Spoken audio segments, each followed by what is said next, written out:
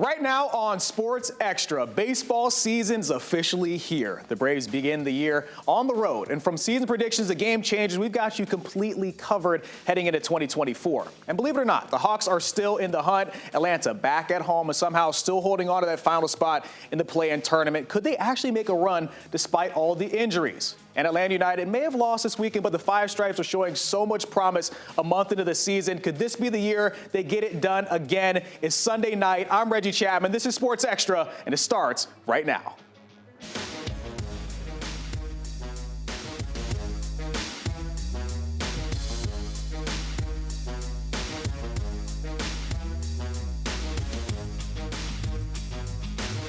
Yes, sir. Welcome on into Sports Extra, ladies and gentlemen. I'm Reggie Chatman. Spring is here, and so is the pollen, but it's time to ignore the urge to sneeze because Major League Baseball season's right around the corner, and the Braves are starting this week. Let's get right into it, and let me direct your attention to this. For the first time in his career, Spencer Strider will get the ball on opening day. Max Fried had started the previous three openers. Strider will go up against Phillies ace Zach Wheeler on Thursday, and in typical Strider fashion, he's just focused on winning.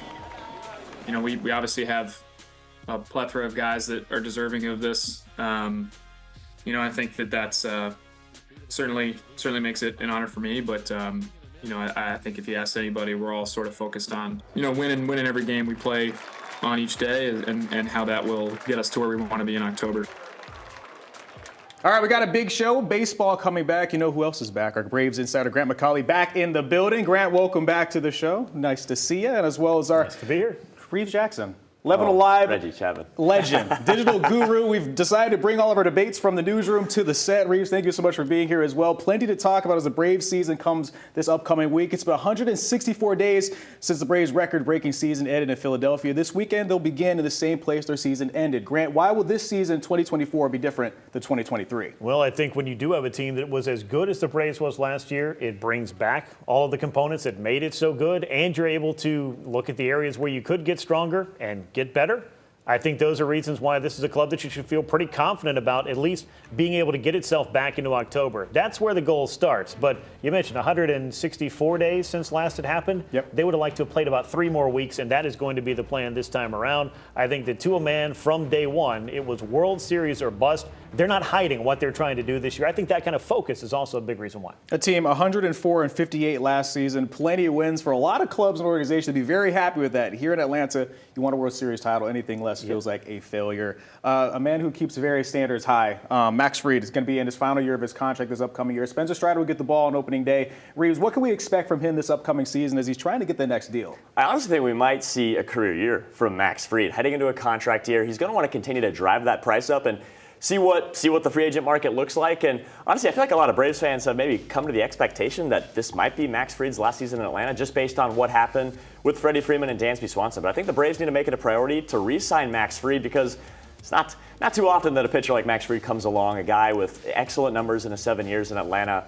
And you're going to have to pay the price for a premium starting pitcher in free agency regardless. So I think the Braves need to make it a focal point to get Fried back, especially with all the discounts that they've had so far on the roster. They've been able to keep guys on their team. This team has made a lot of moves every offseason, and this group has a lot of question marks that have been answered, but the one question that many have is maybe what's going to be happening in left field. Jarred Kelenic was brought in, so was Adam Duvall.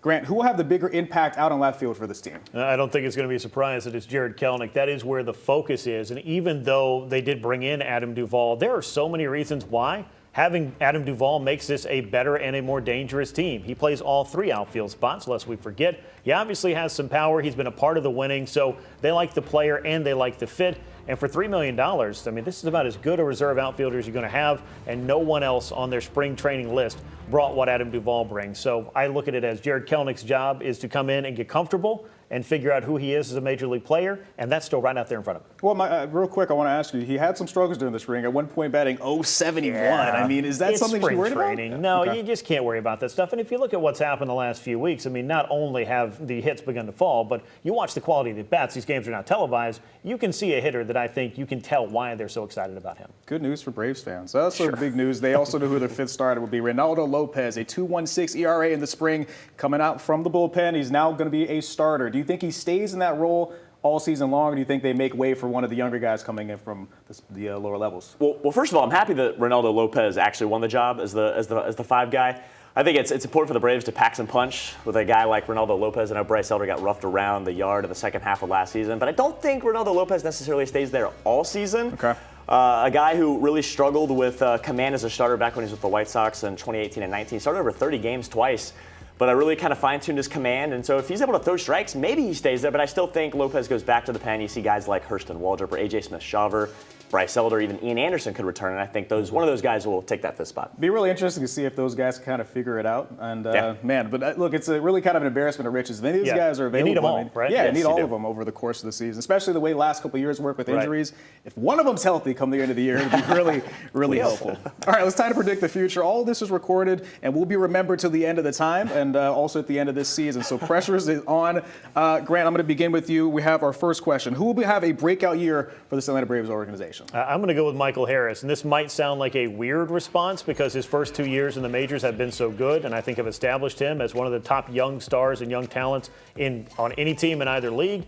But when you look at what he did in the second half of last year, really from June on, hitting .335, OPSing over 900, nearly a 2020 year for him. He's a Gold Glove quality fielder. If he's able to put together a full healthy season, and I think he's going to move up in the order as well, this could bode well for Michael Harris and a Braves offense that was already powerful with what he's already done. He could just be that much better this year, to make a long story short. Reeves, another player that is coming in this year, and we just talked about him.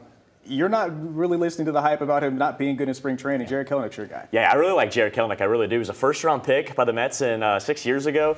Got traded to Seattle. We saw some potential from Kelenick in the first 2 months last season. He hit .280 with 10 homers in April and May. And I think there's a lot of pressure being a top 10 pick, cracking the big leagues with Seattle. Now he comes to Atlanta, stars all over the place. I think the pressure is going to be off Kelenick to just relax and swing the bat, and I think he's going to have a good season. I think it's incredible that we're this far in, and Austin Riley is such a superstar, and yet he still feels underrated on a roster with all these guys that could potentially win MVP. He's going to be my breakout star this upcoming season. Last year, 37 home runs, 97 RBI. I think he takes that next step and is decided as maybe the best third baseman in all of baseball because of the hitting, because of his ability in the field. He could be really, really good this upcoming season and finally be a guy that they don't think is underrated at the position. All right, our next prediction. Who will be the Braves' best pitcher and their best shot at a Cy Young? Grant, go first.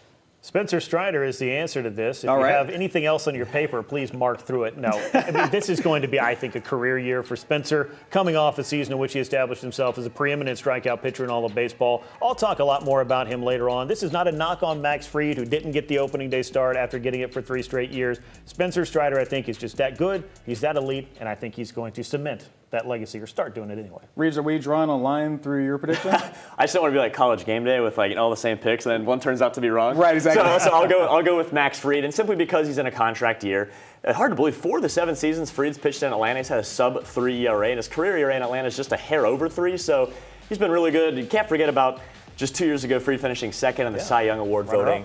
And I think he could have a season just like that again, just like I touched on in the beginning. Very good player. I mean, look at that left-hand arm slide. He's a guy that a lot of players in other organizations would love to have on their team. Finally, we want to make some predictions on Ronald Acuna Jr. in 2024. He had an incredible year last year. Grant, where do you think he lands in the home runs and stolen bases category next year? Well, as someone who tracked every homer and every stolen base last year on social media, exhaustively so, by the time we got to the end of it, I know the 50-50 thing is ridiculous. I know I shouldn't be talking about it. I shouldn't be thinking about it. But when Ronald was asked about it in spring training, he said, I'm not going to put any limits on it. Right. Ozzie Albies has been his hype man for years. He called for it in, 2020, 2019. So I think he can do it. I'd love to see a 50-homer season from Ronald. He can certainly get the steals. That'd be unbelievable. Reeves, what do you think? Yeah, I would love to see that, too. That'd be amazing. I'm going to go 42-65 for Acuna. Kind of similar to last season. Obviously, he had the 70 stolen bases.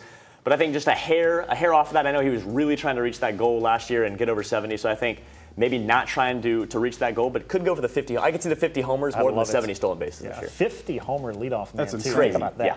Yeah, I mean, it's just unbelievable. I think for me, I got to have a prediction as well. I'm a little bit worried about the knee. Naturally, Ronald had a great season last year, no injury issues, but my pick is going to have a 40-40 year. And guys, before you jump all over me and say that I'm really insane and that I'm a hater on Ronald Acuna Jr., a 40-40 season is still insane. Right. The only difference is Ronald had an even better season last year. So, guys, calm down. 40-40 season upcoming for Ronald Acuna Jr. Very excited to see what he does in 2024. All right, before we go to break, it's time for What Are are the odds? Full disclosure, this is not gambling advice. This is for entertainment purposes only. We're still talking about the Braves. What are the odds they win their 7th straight division title, Grant?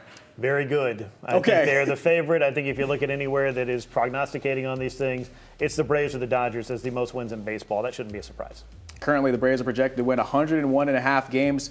What are the odds that it's over or under that? Reeves, you're a big betting man. Yeah, sure. I'm going to go just over that. They won 104 last year. I'm going to say 103 this year. Still a loaded roster. You bring in Chris Sale. As long as everyone stays healthy, I don't see why they can't hit over that mark. I really like this team as well. I think they'll get over as well, and make sure you put all your money on that. Just kidding. This is all just entertainment. I'm joking around. All right, guys, thank you guys so much for a great segment. Coming up after the commercial break, the Hawks are finally back at home, and despite another injury, are still on the hunt to get into the playoffs. Do you think they have a chance? We're talking about it coming up next. All right, welcome back, everybody. Reggie Chatman, Reeves Jackson here on Sports Extra. We're talking about the Atlanta Hawks, who finally returned home after a 13-game road trip out west. They went 1-4 over that span before getting a huge win last night at home. Reeves, what was your biggest takeaway from that trip to the Pacific time zone? Well, I know we're going to touch on Jalen Johnson here in just a minute, but my goodness, the 3 games that he did play, kid's really good, averaging 23 points a game. Love what I saw from Jalen Johnson, but also with Trae Young being out, DeJounte Murray has stepped up in a huge way. It's really just kind of a 3-man crew right now for the Hawks with Murray, Bogey, and DeAndre Hunter's actually played well a little bit of late as well. So those are my main takeaways, but they're really missing their star Trae Young. I agree, man. It's tough because they have so much potential every single year, but that trip out west, maybe it was just being out there. They just wanted to come back home. There were some struggles there over that span. 1 win, but yet they're still kind of the hunt, which we will touch on in a second. But we want to talk about Jalen Johnson. Went down again this week with that same ankle injury that kept him out earlier in the year. I mean, I don't have any other way to ask this, but why can't the Hawks catch a break, man? It feels like injury after injury after injury. I mean, of course, it started with Trae Young. Jalen has kind of had the injury bug a little bit of late in the second half of the season since the new year started, but now really just guys going down, it just does not help at all. I feel like the Hawks really haven't had the chance really to play as a cohesive unit all season long, so when that's happening, it's tough to overcome that, man, especially in the NBA, especially on a West Coast road trip, too, against the Lakers and Clippers and all those teams out there in the West. Yeah, it's tough, man, especially because you wanted to see some maybe movement from guys like Kobe Buffkin, some of the young guys, Muhammad Gay, who's also been hurt. Both those guys have missed a significant amount of time this year, and unfortunately, they haven't been able to build in these moments where the team probably needed the most. So it'll be interesting to see how it kind of all shakes out the rest half of this year. By the way, 7 players on the injury report on Saturday. Going to be 7 going to their game against Boston on Monday, and yet the team came out with a 41-point win against Charlotte over the weekend. My question to you is this, and it sounds like I'm joking, but I'm not really. What made the bigger difference, the Hornets not being very good or 60 points from the bench? Hey, I'm going to give it all to Bruno Fernando, baby. Maryland grad. Shout out Megan, our producer. She'd be happy I said that. But no, really, Bruno, a great career high 25. It does help that LaMelo Ball is out. Hornets, not a very good team, but the bench really stepped up in a big way last night. So good to see the Hawks come back from that West Coast road trip and put a thumping on the Charlotte Hornets. It was interesting because it felt like he was ready to go from the very jump. When Bruno got the ball, he was attacking the basket, and his head coach, Quinn Snyder, says that he's been, it was very good. His coach super excited about the fact he's been stepping up in the opportunities that he finally gets. By the way, Hawks are 31-39, still 10th in the Eastern Conference, 6 less losses than Brooklyn in the 11th spot. So my question now is it better that they make the play-in, or would you rather them kind of tank out the rest of this year and get maybe a better draft pick? You know, Reggie, I was on the show a few months ago, and I just said blow it up. I honestly think it's better if the Hawks get draft capital right now. Right now, the 76ers are in the 7th spot. They're not winning the play-in. There's just three teams that are better ahead of them. They're not bad enough to where Brooklyn's going to overcome them, so they're likely going to be in the play-in, but for the Hawks' sake, I think it'd be better off if they just had a better draft pick and a chance at the lottery. Yeah, well, look, at the end of the day, I still believe that, you winning helps at the end of the day. You never know what you can do. Yeah. I mean, we saw what happened with the Heat last season where they lost to the Hawks in the play-in tournament and went all the way to the finals. So, I mean, it can very well happen. By the way, speaking of red-hot teams, Atlanta United's had a great start to their year. Although they're 2-2, they had that loss to Toronto on Saturday. Most of their stars were not there as they're playing with their international teams. Thiago Almada, Yorgos Giacomakis, Caleb Wiley, all with their national squads. The Five Stripes were shut out 2-0 and are now 2-2 on the year. 500 record, but things still feel really, really promising for this team. 2 home matches, 2 exciting wins. What's most exciting about this group? Honestly, I think it's just the collective group. I think this is the best team that Atlanta United has had since 2019. I mean, Giacomakis is phenomenal. Just one of the best players that Atlanta United's had. We're going to talk about more of that here in a minute. But also, just, Thiago Almada, hopefully they can keep him through the summer. And then I think Atlanta United, hopefully they can maybe get a top 3 seed in the playoffs. I think that's the expectation for this team. Yeah, the expectations are very high for this group. You bring as much talent back. Thiago Almada still on this roster. Yorgos Giacomakis was incredible last year. Sava Lobjanetsky has been really, really good as well. If this group can kind of stay gelled and stay healthy, I think they can be really, really good. But of course, the big question is, and maybe it's a little bit early, the guy wearing number 7 then and the guy wearing number 7 now. Yorgos Giacomakis is an absolute star. The question, though, is he better than Joseph? You made a good point. It's the only 2 players in Atlanta United history to wear number 7. But I think it's kind of maybe a little unfair to compare the two, only because I think Joseph, pre-ACL, 2017 and 19, tough to beat, but he was so good in the box. But Giacomakis, he can put it, anytime that ball's on the ground, he's a threat to score from anywhere. So I think that it's a little unfair to compare the two, but Giacomakis is the real deal. Dude's really good. But Joseph, post-ACL, not as elite as I would say Giacomakis now, but pre-ACL, they're really close. Yeah, I think the fun part about it is that both of them are here in Atlanta, and they've made it really, really fun to go play at Mercedes-Benz Stadium. All right, let's talk some golf before we go at the end of this break. Time for the final round of the Valspar Championship. And what a win for Peter Malnati. He picks up his first win in more than 3,000 days since 2015. Malnati shot 12 under for the weekend, defeating Cameron Young by 2 strokes. Malnati not only snapped his winless drought, he earned his first ever trip to the Masters in 2 weeks. Pretty good, huh, Reeves? Hey, pretty good. Got the bucket hat and the green ball flying around the yard. I love it right there. Peter Malnati. Congratulations to him. All right, coming up, you know what time it is. Baseball is back this week, and so is Grant's Game Changers. All that and more after the break. All right, welcome back to Sports Extra, everybody. Alongside me, our Braves insider Grant McCauley for our favorite segment here on the show as we enter the 2024 campaign for the Atlanta Braves. Here we are. Grant's Game Changers. Grant, you've got 4 guys that you think can really make a big impact this upcoming season. Who you got first? I do, and it shouldn't really be surprising that a big acquisition would be the first of the Game Changers, and that is Chris Sale. We all knew the Braves needed another starting pitcher. The Braves knew they needed another starting pitcher. They wanted somebody who could really bolster this rotation. How about somebody with 6 top 5 finishes in the Cy Young Award, a couple of strikeout titles himself, a World Series championship under his belt? That sounds like the resume of the kind of guy you want to add. But health was the big thing for Chris Sale. 20 starts, 100-plus innings last year for the first time since 2019. Those no small indicators of what the Braves need from him in terms of at least going to the post, giving him that chance, and then letting that rebuilt bullpen do the work behind him. But Chris Sale, my first game changer, and I think perhaps maybe the one that might not be the biggest name on this list, might be the oldest one on this list, but could end up being the most important because they need that stability in the rotation. Really quick, I want to ask you about his intensity. Is that something that actually adds to it as well?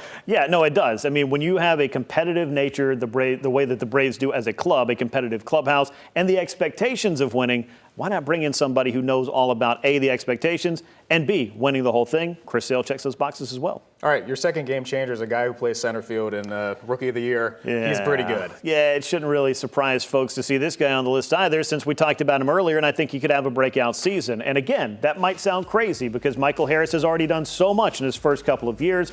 I think that Gold Glove is in his future, maybe as soon as this year. But the speed, the power, the on-base ability of Michael Harris continues to trend in the right direction.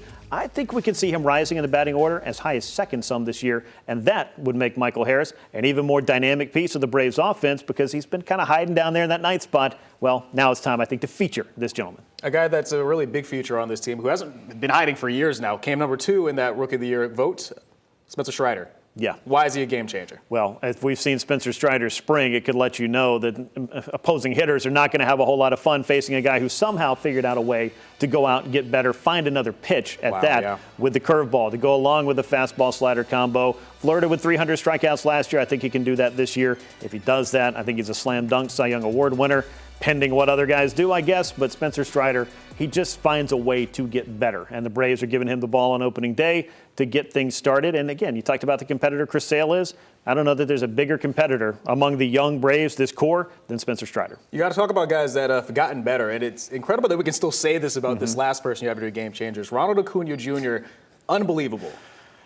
I don't know what words you can use to describe it, but that's what we're going to be here and try to do. But the statistics that this guy is capable of putting up are statistics that were normally video game worthy, or that's where you were going to find them. 40-plus homers, 70-plus steals. He also led Major League Baseball in hits and runs scored. His OPS over 1,000, led Major League Baseball in total bases. This is the complete package, and he's entering the prime of his career. So if you liked what you saw in 2023, then I would tell you, as Vin Scully used to say, go ahead and pull up a chair, because Ronald Acuna Jr. could put on another show that only he can put on here in 2024. Short answer here, where can he even improve if it's possible? It's just staying the same. It's staying healthy. It's being the consistent superstar that he has shown us over the first few years of his career, because he's got a lot of miles ahead of him, I think, and the best could be yet to come. And back-to-back MVP, is that really on the table for him? Absolutely on the table. I think he's the best player in baseball. That's the kind of player that is going to get that kind of hype and that kind of expectation every spring, or all winter long heading into the spring, all summer long, all fall. We'll see what Ronald Acuna Jr. has in store. Man, your game changers are going to be great this year. This I hope team so. is fantastic, and they're going to try and get another World Series title this upcoming year, 2024. Grant, thank you so much for your Thank time. you. Coming up, we wrap things up with our video of the week featuring a different style of baseball, to say the least. You won't want to miss it.